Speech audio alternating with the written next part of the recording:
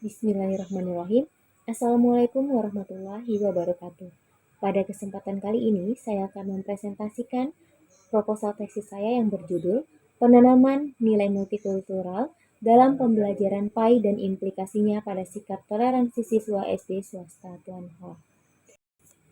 Sebagaimana yang kita ketahui bahwa Indonesia adalah negara yang beragam, kaya akan suku, bangsa, agama, dan juga bahasa.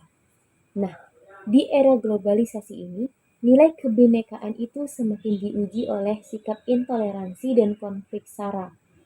Dalam sebuah jurnal Setara Institut tahun 2021, dikatakan bahwa pelanggaran kebebasan beragama masih terjadi di lingkungan sekolah.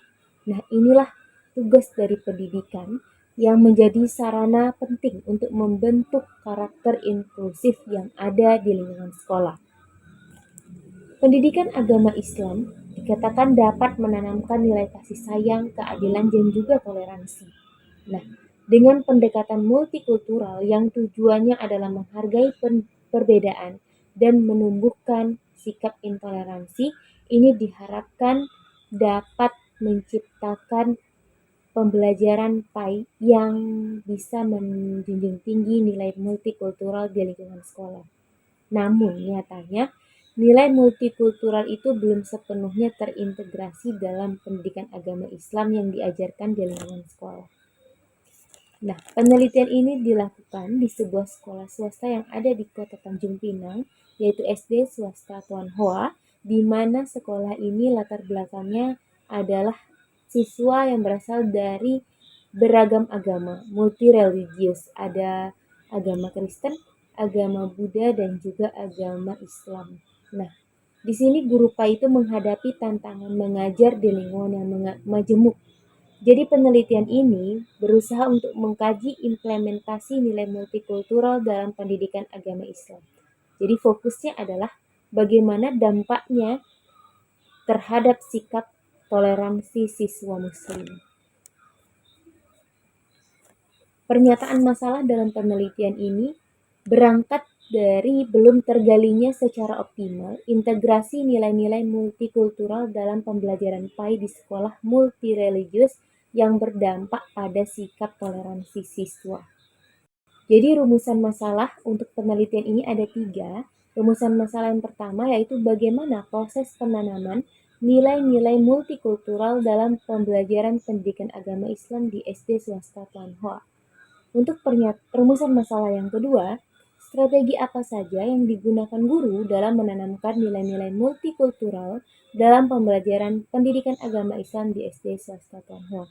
Dan untuk rumusan masalah yang ketiga yang bersifat kuantitatif, yaitu mengukur sejauh mana tingkat sikap toleransi siswa setelah mengikuti pembelajaran PAI yang mengintegrasikan nilai-nilai multikultural di SD swasta Tionghoa. Selanjutnya, relevansi dan pentingnya penelitian. Penelitian ini menjawab tantangan pendidikan di masyarakat majemuk. Kemudian, PAI tidak cukup hanya menyampaikan doktrin saja, tapi juga harus membentuk karakter toleran dan juga inklusif. Selanjutnya, penelitian ini penting karena integrasi nilai multikultural dalam PAI di SD swasta multireligius masih jarang sekali dikaji. Serta penelitian ini menawarkan pendekatan strategis untuk pendidikan yang adaptif terhadap keberagaman. Kemudian mengapa penelitian ini penting? Bagi guru, penelitian ini berguna sebagai pedoman bagi guru untuk merancang pembelajaran yang peka terhadap keragaman. Kemudian bagi sekolah, penelitian ini bermanfaat untuk mengembangkan kebijakan dan budaya sekolah inklusif. Bagi siswa, penelitian ini penting untuk memperkuat keimanan sekaligus menumbuhkan sikap toleran. Dan untuk akademisi, penelitian ini penting untuk menjadi dasar bagi penelitian lanjutan pada konteks yang serupa. Selanjutnya, tinjauan konseptual. Di sini kita akan memahami 5 konsep. Yang pertama, multikultural. Nah, multikultural ini adalah pandangan yang mengakui dan menghargai keberagaman budaya, serta menolak adanya dominasi budaya tertentu atas budaya yang lain. Kemudian ada pendidikan multikultural. Apa itu pendidikan multikultural? Pendidikan multikultural itu merupakan proses pembelajaran yang berlandaskan pada prinsip menghormati keragaman dan keadilan dalam bidang pendidikan. Pendidikan ini tidak hanya mengajarkan keberagaman, tetapi juga membentuk kesadaran kritis peserta didik untuk menolak diskriminasi dan bias sosial. Selanjutnya adalah pendidikan agama Islam. Pendidikan agama Islam atau yang disingkat dengan PAI adalah proses pendidikan yang tujuannya untuk membentuk manusia yang beriman, bertakwa, dan juga berakhlak mulia sesuai dengan ajaran Islam. Jadi dalam konteks masyarakat majemuk, PAI itu dituntut untuk mampu menanamkan nilai-nilai kemanusiaan universal seperti kasih sayang, keadilan, dan juga perdamaian. Selanjutnya, integrasi nilai multikultural dalam PAI. Nah, integrasi nilai multikultural dalam PAI itu mengacu pada penggabungan prinsip-prinsip keberagaman ke dalam materi dan praktik pembelajaran agama Islam di dalam kelas. Baik, selanjutnya sikap toleransi. Sikap toleransi adalah kemampuan di mana seseorang itu mampu menerima dan juga menghormati perbedaan yang ada di lingkungan sekitar, baik itu dalam hal agama, budaya, dan juga perbedaan pendapat. Baik, selanjutnya teori pendidikan multikultural. Dalam penelitian ini, teori pendidikan multikultural itu memberikan kerangka dalam menganalisis bagaimana pembelajaran PAI itu dapat diselaraskan dengan nilai-nilai keberagaman. Sehingga fokusnya itu tidak hanya pada aspek doktrinal keagamaan, tetapi juga membentuk sikap siswa yang terbuka dan juga inklusif. Yang kedua, ada teori humanistik. Nah, dalam penelitian ini, teori humanistik. Yang kedua, teori humanistik.